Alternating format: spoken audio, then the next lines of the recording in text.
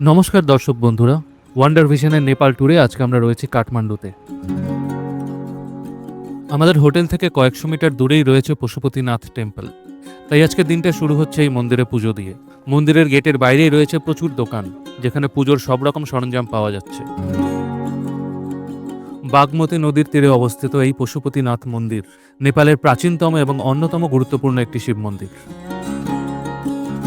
প্রায় 1400 বছর পুরনো এই মন্দিরে হিন্দু ভক্তরা শিবের আশীর্বাদ নিতে আসেন। পশুপতিনাথ নামের অর্থ হল পশুর পালনকর্তা, কারণ কথিত আছে শিব একসময় এখানে হরিণ রূপে অবস্থান করতেন।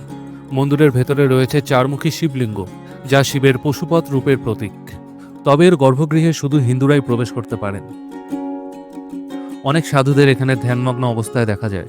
সব মিলিয়ে একটি অদ্ভুত আধ্যাত্মিক পরিবেশ যা মনকে মুগ্ধ করে।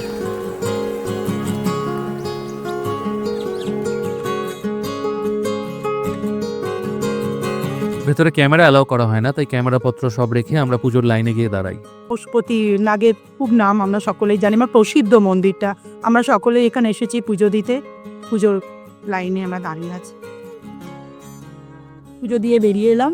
মন্দিরের ভেতরে খুব সুন্দর, ওনাদের সিস্টেম ভীষণ ভালো, যেটা একদম রুলস রেগুলেশন ওরা সম্পূর্ণভাবে মেনটেন করছে। কিন্তু দর্শনার্থীদের জন্য ওরা খুব পরিষ্কারভাবে বাবাকে দর্শন করাচ্ছে, সেটাই আমাদের কাছে পরম প্রার্থনীয়।